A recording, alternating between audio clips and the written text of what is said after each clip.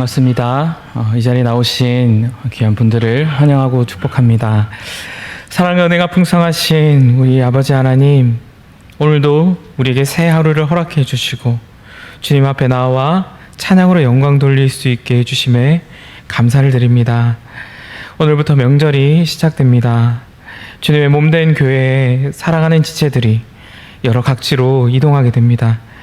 바라옵기는 주님의 자녀들을 안전하게 지켜 보호하여 주시옵고, 특별히 명절 기간 많은 이들이 기뻐하는 시간이지만 기뻐할 수 없는 환경에 있는 지체들이 있을 줄 압니다. 어떤 이는 육신의 질병으로, 또 어떤 이는 믿음의 시련을 맞이하게 되는 그런 고통 속에 놓인 이들도 있을 줄 압니다.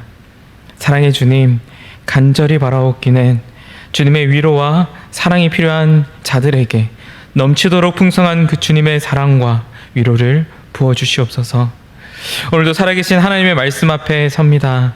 우리를 주님의 그 크신 사랑의 감격 속으로 인도하옵시고, 단순히 지식적 알미 아니라 감히 측량할 수 없는 주님의 그 크고 넓고 깊은 그 사랑을 깨닫는 시간이 되도록 은혜를 베풀어 주옵소서.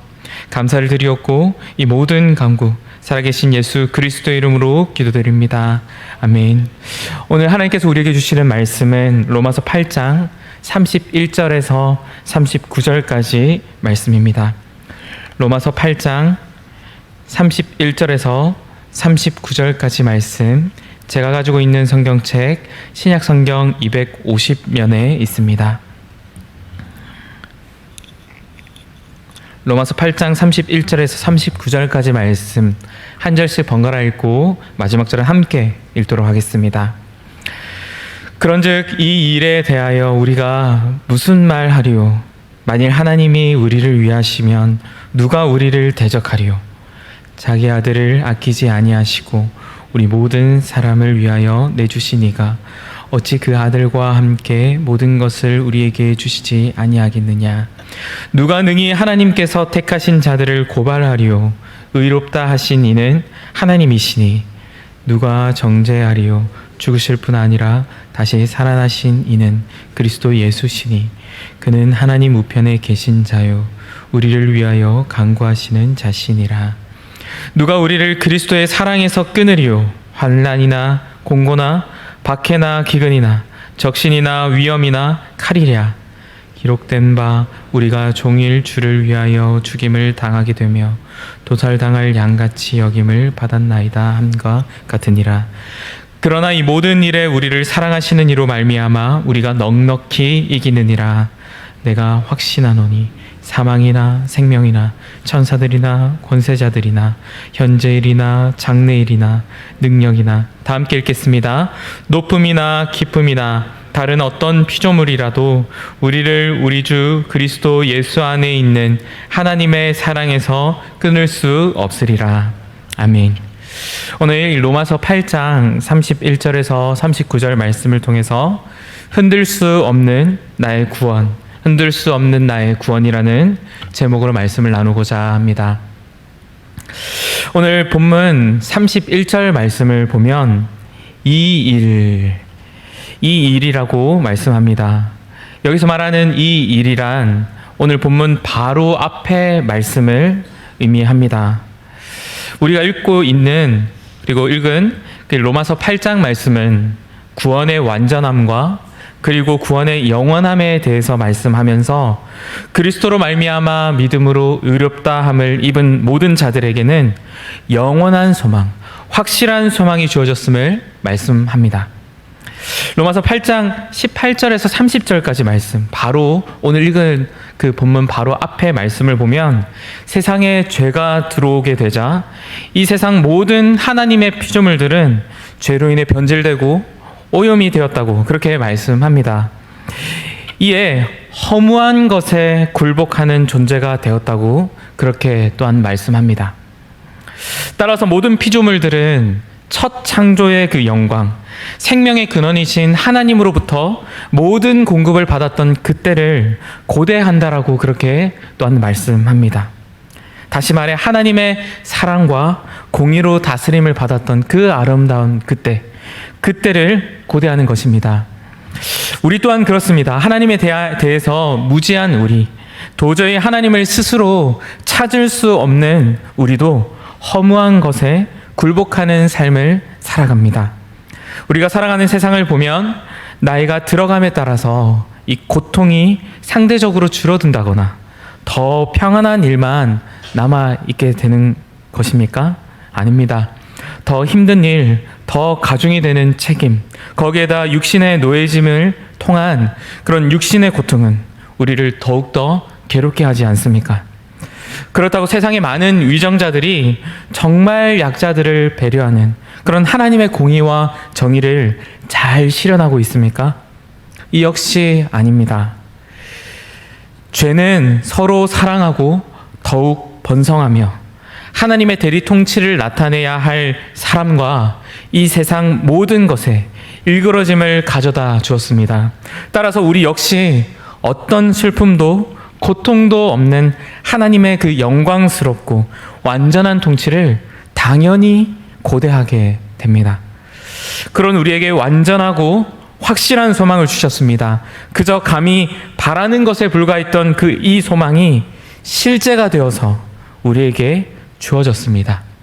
이 자체가 생각하면 생각할수록 은혜가 되지 않습니까? 은혜로 말미암아 그리스도 안에서 믿음으로 구원받은 우리는 여전히 이 세상을 살아갑니다. 신분적 구원을 얻은 자이지만 여전히 세상의 문화와 가치관 가운데 그것을 피부로 경험하고 살아가고 있습니다. 괴로운 이 세상에서 우리가 은혜를 얻을 수 있는 유일한 방법은 무엇입니까? 오직 유일한 방법은 하나님께 도움을 구하는 것뿐입니다. 그런데 우리는 연약하여서 오늘 말씀과 같이 너무나 연약하여서 하나님께 기도하는 것 역시 어렵습니다.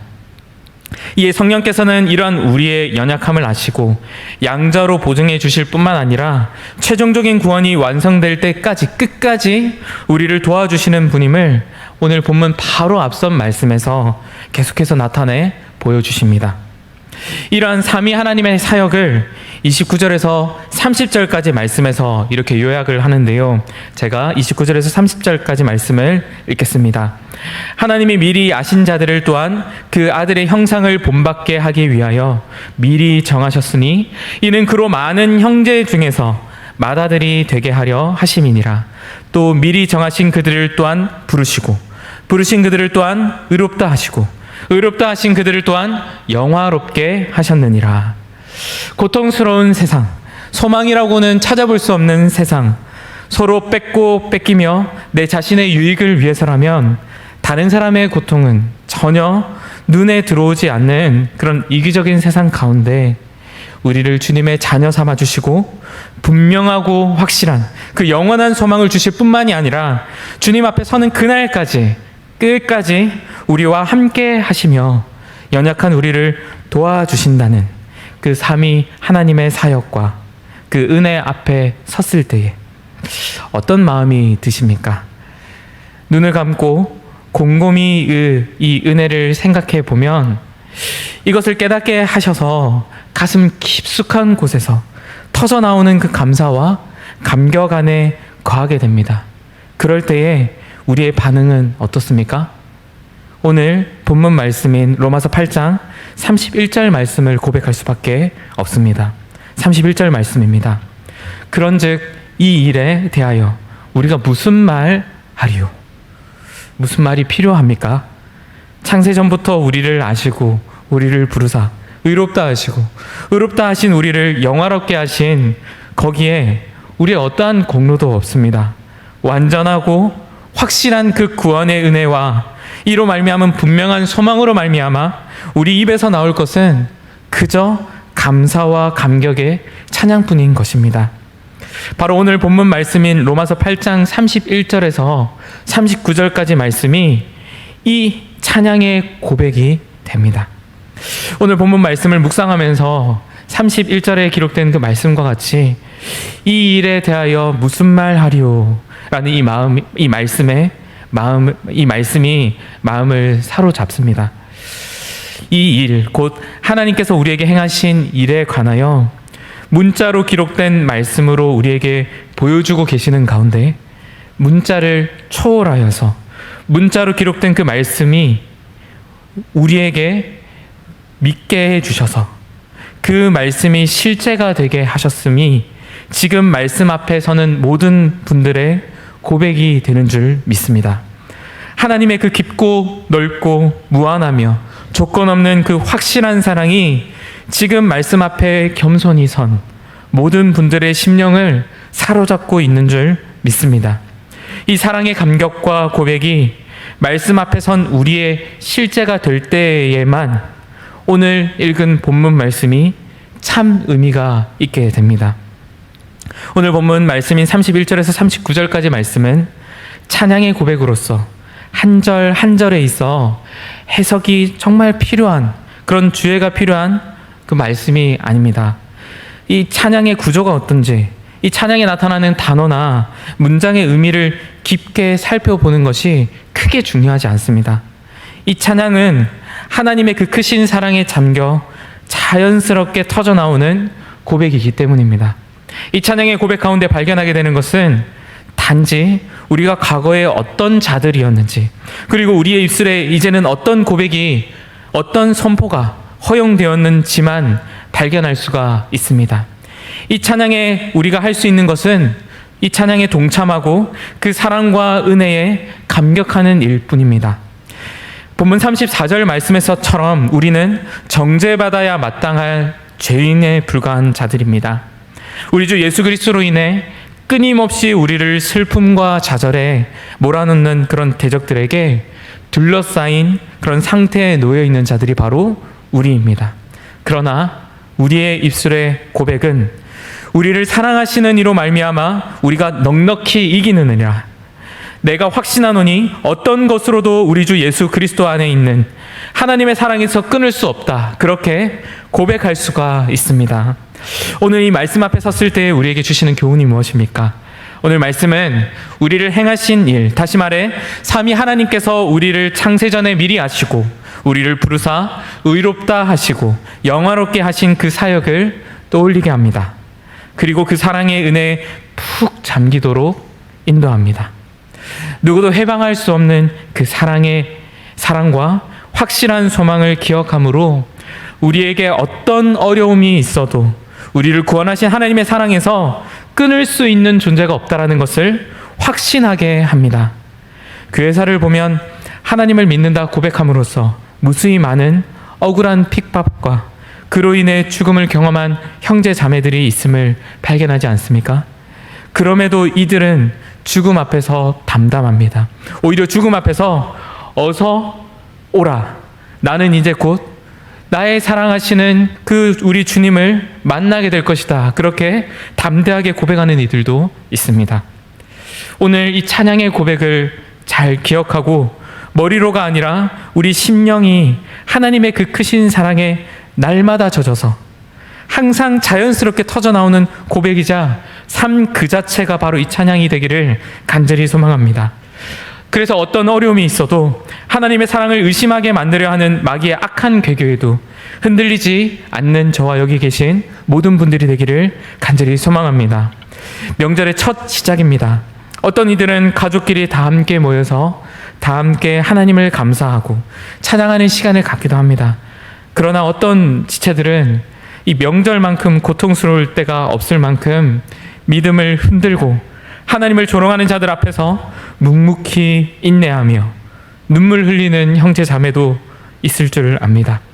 바라기는 오늘 말씀 앞에서 우리에게 누구도 끊을 수 없는 그 사랑을 기억하게 해주셔서 믿음을 더해주시고 주님의 자녀들의 마음과 생각을 지켜주셔서 우리를 통해 고통받고 있는 그런 자들을, 지체들을 통해서 살아계신 하나님의 그 크신 사랑이 증거되는 통로가 될 수 있도록 우리를 사용하여 달라고 기도해 주시기를 부탁드립니다. 주님 가르쳐 주신 기도하시고 말씀을 생각하시면서 기도하시다가 자유하시기를 바랍니다. 하늘에 계신 우리 아버지여, 이름이 거룩히 여김을 받으시오며 나라가 임하시오며 뜻이 하늘에서 이루어진 것 같이 땅에서도 이루어지이다.